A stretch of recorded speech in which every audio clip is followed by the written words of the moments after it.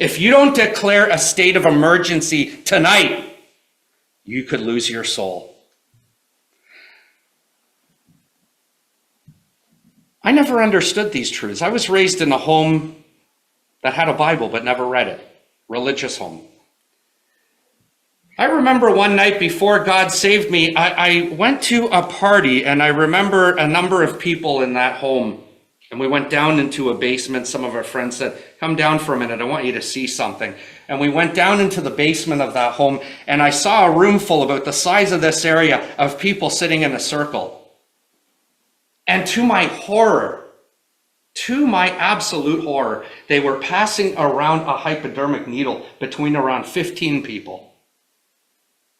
And even as a drug addict in my early 20s, I looked at those people and said, are you fools? You're going to die of AIDS. You know what they said? You know what one man said? He looked up and said, different strokes for different folks. What would cause somebody to do something so utterly foolish and forfeit their life and die of a disease like that? I ask you tonight, you know the gospel and you're not saved. What on earth has possessed you to remain in your sins unmoved? I started when I was a young boy. I think I'd mentioned earlier that I had been using drugs for half of my life before God saved me. I began using drugs at the age of 12. When I was 12 years old, I was already about the height I am today. In much better shape, you'll understand. But I fit in with the high school kids because of my height and my athletic ability at the time, if you will. I got in with the wrong crowd of people at that age. I spent summer school doing mathematics just to bring up my mathematics scores because I was a soccer player. My father was a professional soccer player in South America before my parents moved to Canada. And so it was expected that I would be competitive in sports. And in order for me to continue playing, my parents said, here's the ultimatum. You need to bring your math scores up. And so I went to summer school. And that was absolute torture for me. When I was in summer school, I met a young man named Brad MacArthur who loved to hunt, loved to fish, and loved the outdoors. It was absolutely up my alley, the type of person I am. What I didn't know is that he was keeping company with high school kids. What I didn't understand was that they were involved in all sorts of crime, drug addiction, and things that I would never get into the detail of standing here tonight. What I would have said had you asked me, would you go down the path that they're going down? I would have told you no. That is for weak-minded people who can't control themselves and are foolish enough to get into things that are going to be their demise.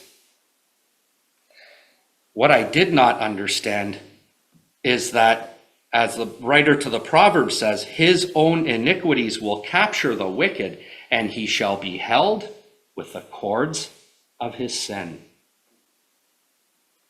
I hope if anything, I hope this is a warning to some of the younger people. Be very careful who you keep company with. And be very careful what you listen to. And be very careful what you consume on the internet. Because Satan has devised a world system which will capture your mind and will take control of you through your sinful nature and will take you down a path you would never imagine you would have went. By the time I was 13 years old, I was not only using drugs, I was selling them because I didn't have a valid job to be able to support that kind of a habit. In my teens, let me just say a few. Tragedies happened to people I knew. I had a friend named Ken. I had another friend named Andrew. Both of them bought motorcycles at a young age. Ken's wasn't so powerful, but he was 16 years old. And during a spare between classes, he drove up and down Winston Churchill at a much higher speed than the speed limit and just happened to hit a police speed trap and applied his brakes, and his brakes locked.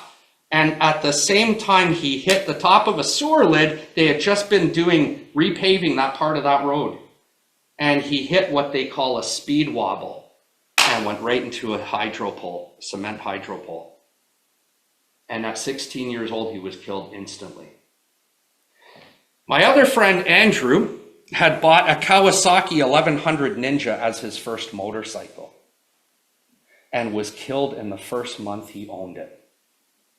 The fire marshal wouldn't tell my father the details of it, probably because he's not supposed to. But from what I understand, the tree that he hit, he broke. That's how high the impact was. Rhonda Jackson, a girl who was a friend of mine, took her own life after a fight with a boyfriend. A young man named Rohan that I played soccer with, one day I just happened to be reading a local newspaper, the Toronto Sun, and I noticed a story about a young man who had been shot at point blank range in front of Eaton Sheridan Place at the QEW and South Sheridan Drive, I believe it's called now. Shot point blank range, young man, because of a bad drug deal. Heather White, another girl that I was very close friends with since about the age of 12, driving westbound on the 403 from Square One, heading toward Air Mills Parkway. A truck coming the other way lost a tire. It careened across the median and hit her car and killed her instantly. Why am I saying this? Because I used to stand over the caskets of these people as an unsaved young man who didn't know the gospel, who didn't have a Bible, who was absolutely in the dark about what was after death. But I used to look at them and I used to wonder, where are they now? And what if that were me? What about you tonight? If the vehicle which brought you to the meeting tonight was hit by someone texting or distracted in their driving, and they hit your car head on, and you go into eternity, where will your soul be 5 minutes after you die? Throughout those years, God spoke to me many, many, many times, and I would think soberly. I'll give you an example. Some friends of mine and we would go to a nightclub in downtown Toronto. We would come home and we would be sitting in the basement of a friend's house, listening to music, conversing, and all of a sudden, just for that moment, I would sober up and I would wonder what is coming after you die. But then I would start to think, Steve, you're going crazy. You're getting worked up with this stuff. Forget about it. Maybe there's somebody in the meeting tonight, you've been hearing the gospel for years. And when you leave tonight, you're going to go and do your own thing, and you're going to just forget what you heard tonight. Can I caution you that I have known more than one person who has heard the gospel very clearly? I could tell you a story, if time permitted, I won't. But I could tell you a story of a young man named Israel, whose mother was a godly woman and prayed for him. And as far as I know, he died with no hope. I just remember the last words he told me, Steve, I'll be saved someday. When I found out of his death, you know what kept going through my mind for days and nights on end? Steve, I'll be saved someday. Friend, someday never comes to those who know the gospel and continue to neglect and put it off. In my 20s, the Spirit of God began dealing with me, and I had no clue what was going on. Let me tell you where it began. I was downtown Toronto at Yonge and Dundas, and there was a man preaching at the corner, likely a man from the assemblies. And I stood on the opposite corner from him, and I listened to what he was saying, and I began to yell and mock. Who cares what Paul said? Who cares what that says? And I tried to get a laugh and a rise out of the crowd, but when my friends and I were walking down the steps to the subway, one of my friends turned to me and said, Steve, you know, he was speaking from the Bible. And that was just like an arrow to my conscience. I remember one night sitting on a 26-story balcony of a condominium overlooking the city and just thinking and calling out to God, God, I know you exist. My life is absolutely miserable. Can I tell you that if I did not believe, because my parents were religious, although I did not know the Bible, I knew there was a heaven and a hell. And I knew if I take my life, I am going to be in hell. And that might have been the only thing that preserved me. I remember being downtown at a nightclub called the Phoenix, and the music blaring 2 or 3 o'clock in the morning, and just seeing what was going on. And just for a moment, sobering up and looking at it and thinking, what am I doing here? There's something very wrong about this place. Do you know a friend of mine from the streets was arrested and put in prison? In prison, he began to read the Bible.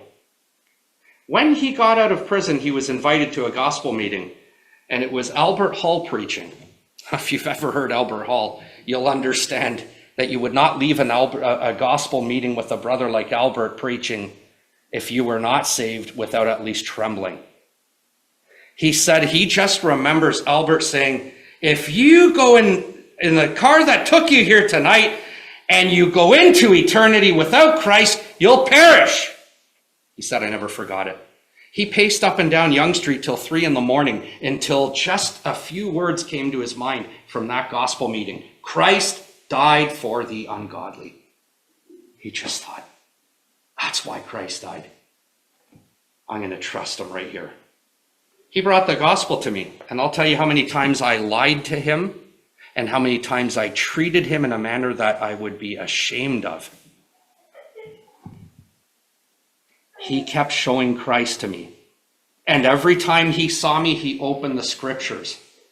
And it deepened the sense of guilt. And he asked me 6 or 7 times to come to the gospel, and I lied every time. And finally, one day I thought, I'm such a wicked person. I'm just going to go for his sake. That night, in the meeting, totally unmoved. Walked out the door, self-righteous, because I wasn't as bad as my drug addict friends who weren't here tonight. We got in the car, and that broke his heart. And he opened to that verse in Romans 3:19. Every mouth stopped. All the world guilty. He said, Steve, where would you be if you died tonight? And I looked at that verse. Every mouth stopped. All the world guilty. I said, Chris, I'm going to be in hell. Have you ever understood that? Have you ever come to terms? I'm going to lose my soul. I determined that night I'm going to do something about this.